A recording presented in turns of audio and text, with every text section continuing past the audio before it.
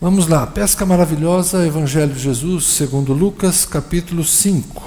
Aconteceu, vai projetar lá, viu gente? Ler no escuro eu sei que é difícil, vai projetar lá atrás, acho que facilita a vida de vocês. Lucas, capítulo 5, verso 1, tá bom? Vai para a tela lá, por favor. Aconteceu que Jesus estava junto ao lago de Genezaré, e a multidão o apertava para ouvir a palavra de Deus. Ouvir a palavra de Deus. É isso que a multidão tinha fome. Virão dias em que vocês terão fome, não será fome de pão, mas será fome de ouvir a palavra de Deus. Quem disse isso foi Amós, séculos antes de Jesus. E antes de Jesus e João Batista começarem a sua pregação, havia muita fome da palavra de Deus. Então, verso 2, ele viu 2 barcos junto à praia do lago. Os pescadores tinham desembarcado e estavam lavando as redes. Entrando num dos barcos, que era o de Simão, Jesus pediu-lhe que o afastasse um pouco da praia. E assentando-se do barco, ensinava as multidões. Quando acabou de falar, Jesus disse a Simão: leve o barco para o lugar mais fundo do lago e então lancem as redes de vocês para pescar. Em resposta, Simão disse: mestre, havendo trabalhado toda a noite, nada apanhamos, mas, sob esta sua palavra, lançarei as redes. Fazendo isso, apanharam grande quantidade de peixes, e as redes deles começaram a se romper. Então fizeram sinais aos companheiros do outro barco para que fossem ajudá-los. E foram e encheram ambos os barcos a ponto de quase afundarem. Vendo isto, Simão Pedro prostrou-se aos pés de Jesus, dizendo: Senhor, afaste-se de mim, porque sou pecador. Pois à vista da pesca que fizeram, a admiração se apoderou dele e de todos os seus companheiros, bem como de Tiago e João, os filhos de Zebedeu, que eram seus sócios. Então Jesus disse a Simão: não tenha medo. De agora em diante, você será pescador de gente. E arrastando eles os barcos para a praia, deixando tudo, o seguiram. Amém. Obrigado, Senhor, por tua palavra lida, que tua graça nos abençoe esta noite e que possamos recebê-la com alegria no coração. Amém. O relato de Marcos e o relato de Mateus é bastante similar e resumido e estão no começo do Evangelho, no começo do ministério de Jesus. Essa aproximação de Jesus dos seus 4 discípulos pescadores. Nós sabemos que eram 12, sabemos o ofício desses 4, sabemos o ofício de um quinto, que era publicano, Mateus, e os outros a gente não tem muitas referências. The Chosen colocou Natanael como um arquiteto. É interessante o que a arte pode criar e imaginar. Eu tento assistir uns trechos lá com Tânia está seguindo, eu de vez em quando assisto, tem um lado legal, eu acho bacana essas séries que procuram representar Jesus, e é de uma forma bastante próxima da realidade cultural e histórica, mas a arte sempre precisa de um pouco de imaginação. E quando entra a imaginação, eu começo a ficar meio impaciente, porque a questão da Bíblia está tanto na minha cabeça que eu já sei o que está na Bíblia e o que não está. Alguns de vocês talvez fiquem pensando, será que está na Bíblia? Mas eu já sei logo, isso não está lá. Mas a licença poética permite ao diretor criar algumas coisas. E a cena da pesca maravilhosa também é muito interessante, porque o barco é pequeno, eles estão ali bem pertinho, a forma do barco fica cheio. Então vale a pena, você que gosta de Jesus e quer aprender um pouco mais, aproveite essa oportunidade. Numa série bem produzida, você pode aprender algumas coisas. Mas essa relação do Simão, do Mateus, é um pouquinho forçada lá, mas está tudo bem, vamos lá. Voltemos aqui para o texto. Então, em Mateus e Marcos, Esse episódio acontece logo no começo do ministério de Jesus. Mas Lucas tem mais detalhes. Ele teve acesso a Marcos, ele leu o Evangelho de Marcos, mas ele preferiu não escrever do jeito que Marcos escreveu. Então é interessante que esse mesmo episódio, embora tivesse o texto de Marcos em mãos, como Mateus teve, ele não fez o mesmo que Mateus, que foi copiar Marcos e inserir ali uma ou outra explicação. Não. Lucas escreveu de outra forma. Por quê? Porque Lucas tinha acesso, ou tinha conhecimento, de uma outra memória oral, de uma outra tradição e de um outro jeito de contar essa história. Por isso eu gosto do relato lucano, porque ele é mais rico, ele é mais interessante. E Lucas começa a apresentar Jesus pregando nas sinagogas aos sábados. Jesus é primeiro um rabi. Ele é essencialmente alguém que vai ao sábado na sinagoga para ensinar. No Evangelho de Lucas, primeiro ele está em Nazaré, onde é rejeitado, sua cidade, onde ele cresceu. Depois ele está em Cafarnaum. Lá expulsa demônios de um homem, ou seja, dá uma bagunçada na reunião da sinagoga. Não devia ser muito confortável, né? Ver uma manifestação demoníaca dentro da sinagoga. Então a presença de Jesus começa a causar alguns desconfortos nas sinagogas. Mas no Evangelho de Lucas, o ministério de Jesus começa pelo ministério de ensino. Depois, saindo da sinagoga de Cafarnaum, ele vai para a casa de Pedro e cura a sogra de Pedro, que estava com febre em casa. Virose. Nós diríamos hoje. E aí as pessoas ficam sabendo da cura e começam a ir para a casa de Pedro para entender o que está acontecendo, e há um grande movimento naquela casa. Jesus vai curando gente até de noite. Pela manhã, a multidão já começa a chegar e procurar Jesus, mas cadê Jesus? Jesus tinha saído para orar. De madrugada ele se isolou e foi orar. Conversa com seus discípulos e diz que eles precisam andar. Ele vai para outros lugares. E nesse processo ele vai aparecer aqui nas cercanias de Genezaré, uma outra cidade costeira ali no lago, pequena vila.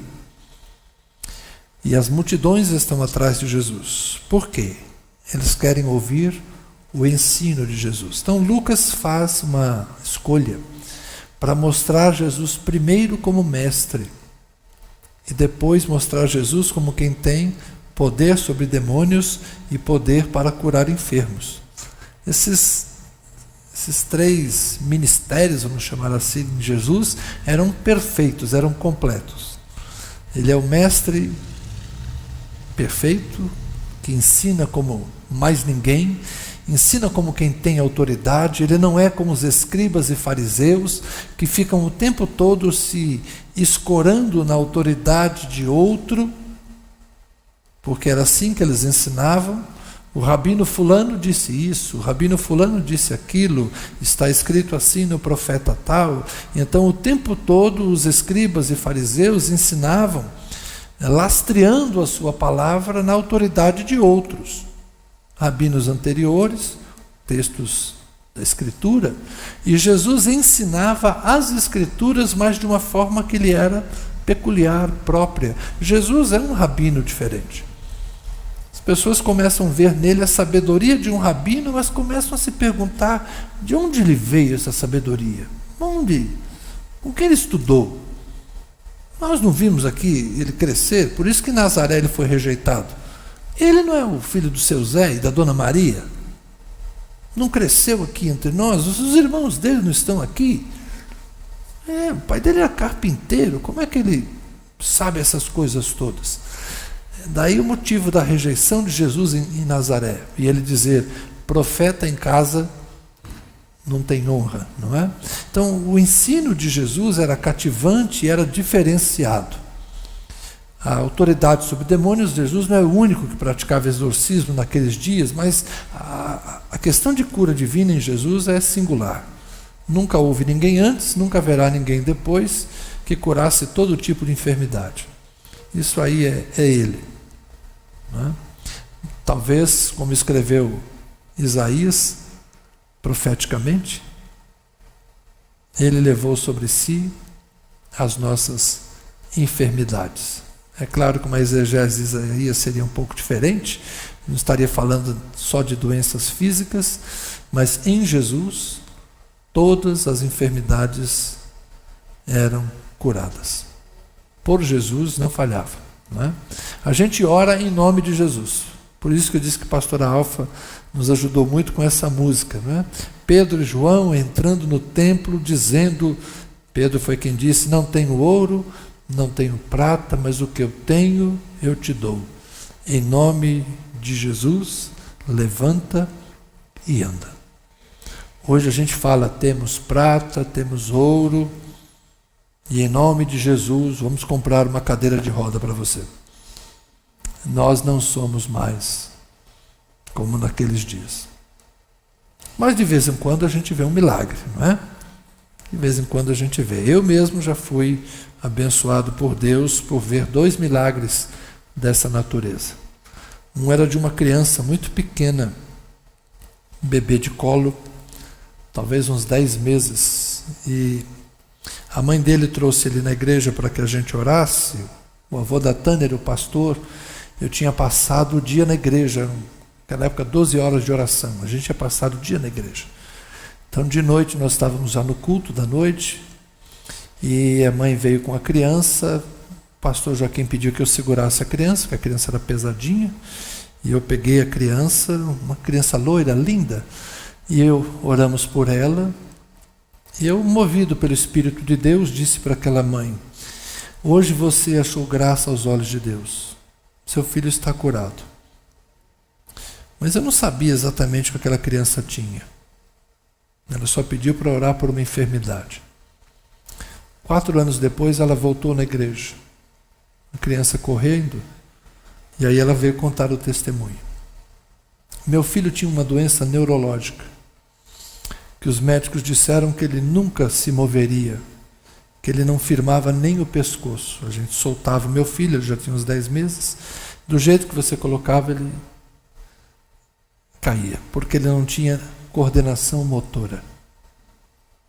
Esse meu filho que os médicos disseram que nunca ia andar, é essa criança que está correndo. Então, milagres acontecem. Agora, não são na frequência que a gente gostaria. Mas em nome de Jesus de Nazaré, de vez em quando a gente pode dizer, levanta e anda, quando o Espírito nos impele a isso. Então Jesus curava, e Jesus ensinava, e a multidão tinha fome disso, porque eles estavam à procura de algo que fosse novo, algo que tivesse vida. E os pescadores, gente do povo, Pedro, seu irmão André, Tiago, seu irmão João, eram gente do povo, gente como qualquer deles e qualquer de nós, que estavam esperando da parte de Deus algo que trouxesse vida para eles. Não é só a libertação política dos romanos, mas é uma religião que não fosse tão opressiva, uma religião que não fosse tão cansativa, você todo ano pegar animais, levar para o templo, oferecer sacrifícios, pedir perdão dos seus pecados e voltar para casa e ser a mesma pessoa, e ser a mesma coisa. Eles queriam algo que certamente viesse de Deus. Não uma coisa institucional, não uma coisa pesada, não uma coisa monótona e repetitiva, mas algo que fosse desafiador, algo que fosse criativo, algo que fosse novo. A Natasha usou uma expressão interessante, algo inusitado, algo que ninguém esperava. Aí surge o pregador de Nazaré, surge Jesus, que começa a ensinar nas sinagogas, começa a expulsar demônios, começa a curar enfermos, e um dia a multidão toda se aproxima, e Jesus está tão comprimido ali entre as águas e o povo, que ele pede a Simão o barco emprestado. Simão já tinha trabalhado a noite toda, peixe que é bom não tinha, o barco está ali, eles estão na praia lavando as redes, esse lavando é ao mesmo tempo costurando, reparando as redes, emendando as redes, eles estão consertando as redes, e Jesus pede o barco emprestado. À vontade, Senhor, pode ir. Jesus se afasta um pouquinho do barco, ensina a multidão, e ao final do seu ensino, a gente não consegue ter certeza das intenções de Jesus. Eu gosto de pensar que Jesus quis dar uma recompensa pelo empréstimo do barco. Minha opinião é esta, tá? Já que é para fazer suposição, cada um fica à vontade. Na minha opinião, Jesus quis fazer algo como em retribuição ao cuidado, à gentileza que Pedro teve com ele. Porque até onde eu tenho isso aprendido de Deus, Deus não carrega dívidas. Aquela história do Deus lhe pague funciona, porque Ele paga mesmo. E normalmente, em boa medida, recalcada, sacudida. Então, na minha opinião, Jesus quis dar uma recompensa para os pescadores. Falar, olha, vamos pescar, joga as redes por ali. E aí é que entra o Pedro, né? Mestre, o senhor trabalha com o que mesmo? Meu pai era carpinteiro. Então, cada um na sua, né? O senhor entende de madeira, a gente entende de rede, de barco, de peixe, mas, né? Considerando, e aí que a beleza é isso, né? Pedro é um homem que acredita em Jesus. Quando Jesus ensina, Pedro fica fascinado. E quando Jesus fala, lance rede lá, Pedro fala, mestre, nós trabalhamos a noite toda, nós não pegamos nada, mas, como é o Senhor que está dizendo, eu vou. Então é a atitude da obediência, é a fé obediente. Pedro tem um tipo de fé importante, é uma fé obediente. Ele vai lá, lança as redes, e o que ele encontra? Muito peixe, muito peixe. Eu lembro uma vez que eu ouvi um pastor falar, veio uma manada de peixes tão grandes, mas foi um cardume de peixe, né? Pegou tanto peixe, que não cabia num barco só, precisou puxar a rede, não estava dando, e aí o outro pessoal veio com os 2 barcos, eles conseguiram puxar e dividir a quantidade de peixes nos 2 barcos. Ao ver o resultado da pesca, Simão então se aproxima de Jesus, numa atitude, porque Jesus ficou na praia, certo? Eles voltam, trazem os peixes, trazem o barco, e Simão vai para perto de Jesus e se ajoelha diante de Jesus. Então aquele mesmo homem que em fé obediente foi lançar as redes, volta agora aos pés de Jesus numa atitude de adorador humilde, que está cheio de admiração. É isso que Lucas diz. À vista do que pescaram, do que fizeram, a admiração se apoderou deles. Pedro estava tão admirado, Pedro estava tão surpreso, Pedro estava tão impactado, que ele vai e se ajoelha diante de Jesus e diz, Senhor, afaste-se de mim, porque eu sou um pecador. O Senhor é santo demais, o Senhor é especial demais para que eu possa me aproximar de Ti. Eu sei que parece estranho, não é? Porque a nossa ideia é quando você encontra alguém que é poderoso, quando alguém que ensina, alguém que cura, alguém que expulsa demônios, alguém que faz esse milagre aqui de uma pesca extraordinária, qual seria a nossa ideia? Eu vou me agarrar a ele. Eu vou me agarrar a ele. Mas a sensação de Pedro tem a ver com a sua consciência de pecado. Tem a ver com a consciência de quem é ele. Mas ao mesmo tempo que ele vê Jesus num patamar tão alto e se vê num patamar tão baixo, ele é atraído pela graça. É aí Jesus aqui fala: não tenha medo. Nós precisamos nos sentir impactados, não só pelo poder de Jesus. Nós precisamos nos sentir impactados também pela santidade de Jesus. O Mestre Jesus nos fascina. Muitos de nós aqui já estamos familiarizados com o ensino de Jesus, muitos de nós conhecemos os textos dos evangelhos, alguns de nós repetimos frases ditas por Jesus e incorporamos ao nosso repertório. E inclusive praticamos e obedecemos os ensinos de Jesus. Então o ensino de Jesus é interessante. Alguns de nós já conhecemos bem a história de Jesus. Já celebramos Natal tantas vezes, já falamos da Páscoa e da ressurreição tantas vezes, já representamos. Tem gente aqui que já fez até papel de Jesus Cristo aqui, ficou de braço aberto e levou chibatada dos colegas. Nós já fizemos muitas coisas desse tipo para nos ensinar quem é Jesus, já vimos muitos filmes, estou até assistindo The Chosen, mas olha, há uma necessidade de que a gente seja impactado pela santidade de Jesus, pela singularidade de Jesus. Jesus é um ser único. Quando o apóstolo Paulo escreveu a Timóteo dizendo: não há outro mediador entre Deus e os homens, a não ser Jesus Cristo, homem. Essa palavra mediador é uma palavra muito especial, porque ela aparece lá na tradução do hebraico, no livro de Jó, para o grego, quando Jó fala algo mais ou menos assim: eu estou vivendo essa tragédia, estou vivendo essas confusões aqui, Deus está lá em cima, mas como é que eu vou falar com Ele? Alguma coisa está errada aqui nesse negócio, não devia estar passando por tudo isso, mas não há mediador entre eu e Ele. Ele é Deus e eu sou homem. E não há mediador entre nós.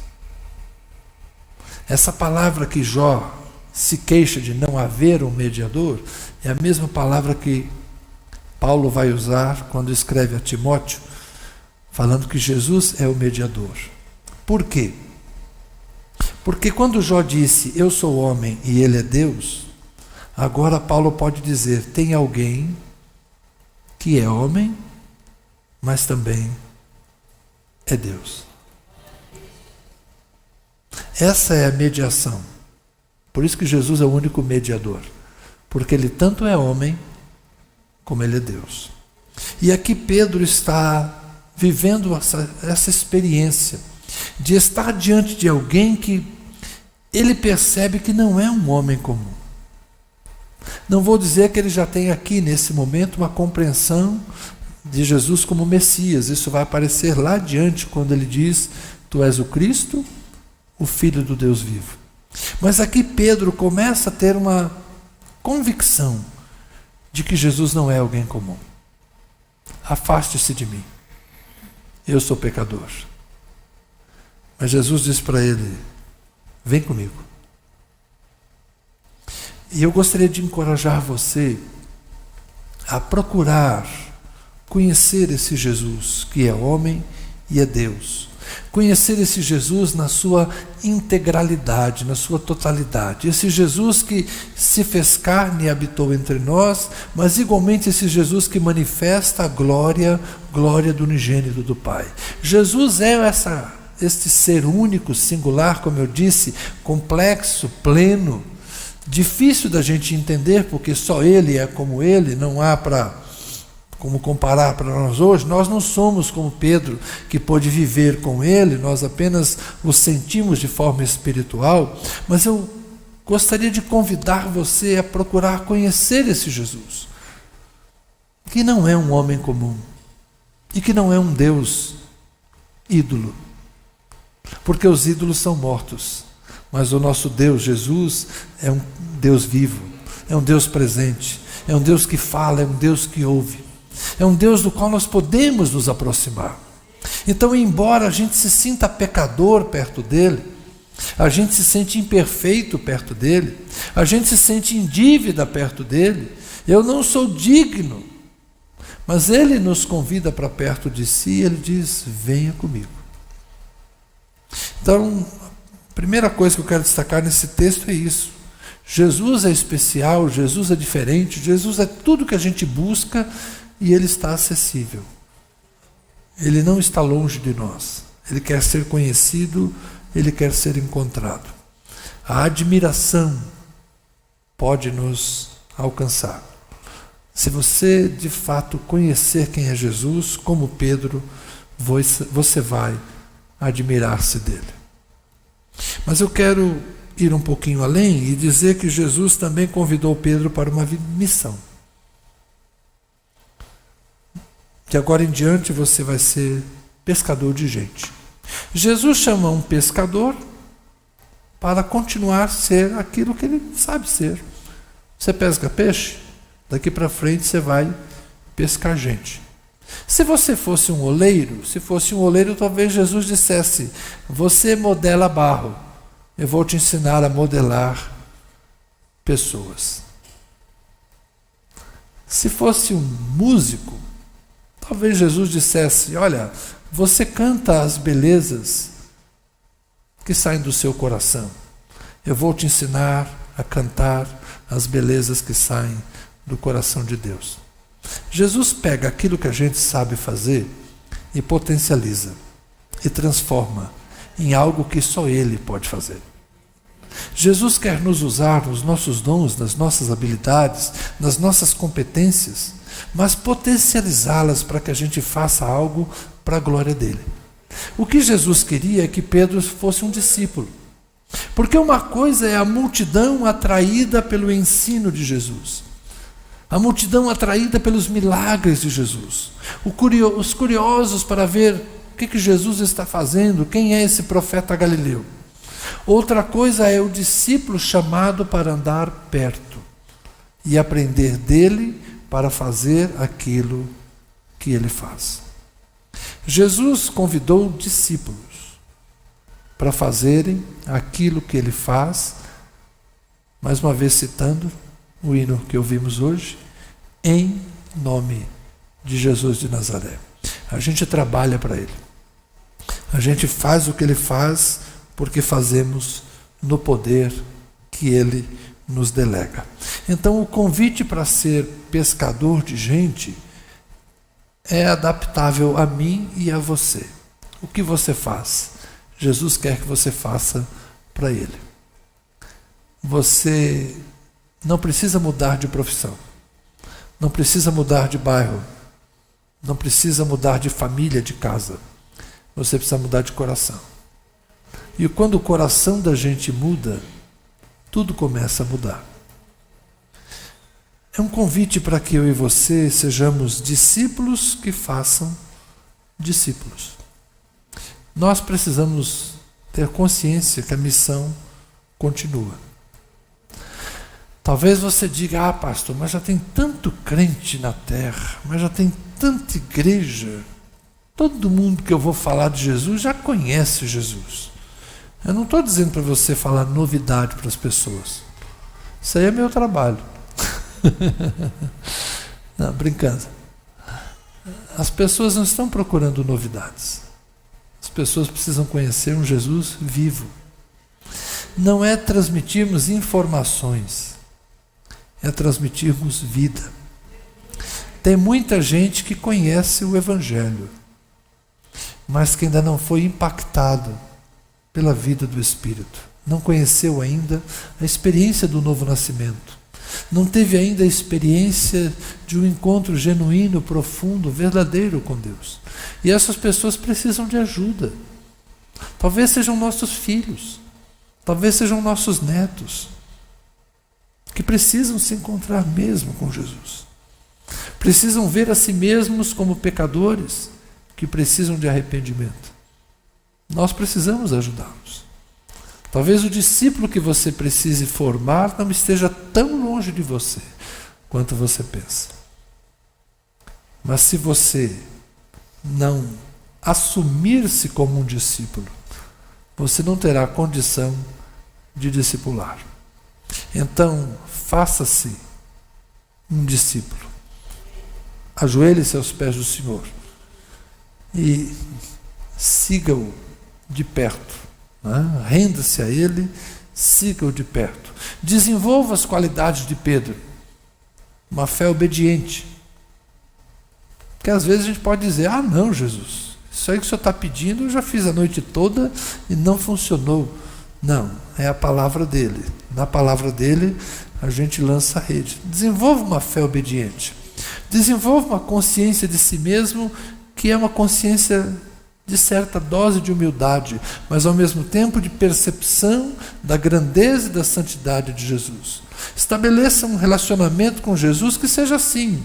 É verdade, Ele está lá, eu estou aqui. Ele é o Senhor, eu sou o servo.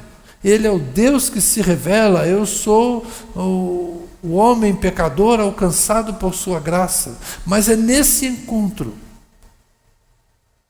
que nós podemos ser novas criaturas, o corpo de Cristo, a igreja do Senhor, que faz diferença, que é sal da terra e que é luz do mundo. Vamos ser cristãos luminosos e radiantes, que possam de fato pescar pessoas, porque há muitas pessoas aí fora que precisam conhecer Jesus. Amém? Vamos orar? O pessoal da música pode vir? Vamos cantar de novo. Nosso Pai, que o Teu nome seja feito, manifestado, revelado, santo, e que o Teu reino venha. É baseado na oração do Pai Nosso, e eu creio que é um cântico oportuno para esse momento. Por gentileza, coloque-se em pé, vamos orar. Senhor nosso Deus, revela Teu Filho em nós, revela Teu Filho a nós. Estamos distantes do lago da Galileia, não somos pescadores, mas estamos aqui para ouvir a voz do Senhor, estamos aqui para receber o ensino do Senhor. Somos pecadores que precisam da graça, que precisam do perdão, que precisam da reconciliação, que precisam de santidade, que precisam de iluminação que venha do Senhor. Não somos diferentes de Pedro, Senhor. Nos admiramos e muitas vezes nos assustamos diante de uma presença tão gloriosa como a Tua.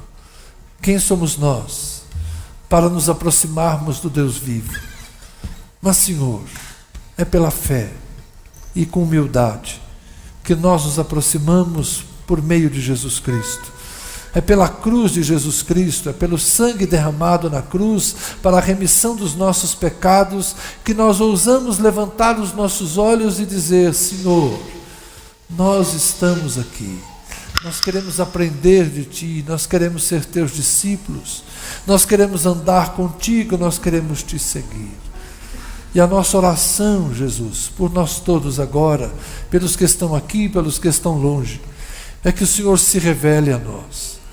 Que nos seja concedido o dom do Espírito para conhecermos o Deus de toda a graça e de toda a verdade. E que esse Espírito nos conduza no conhecimento de Jesus Cristo. Que Ele nos revele Jesus Cristo em toda a sua glória e grandeza. E nesse relacionamento contigo, por meio do Espírito de Cristo que nos é dado, que nós possamos de fato cumprir a missão de sermos pescadores de outros, para que a Igreja de Cristo, em amor, efetue seu próprio crescimento para a glória de nosso Deus e Pai. Abençoa-nos, Deus Pai, Deus Filho, Deus Espírito Santo. Visita-nos com Tua graça, com Teu poder, com Tua bondade. Aos de longe, Senhor, nós pedimos também, aproxima-nos a todos em santa e plena comunhão. Amém.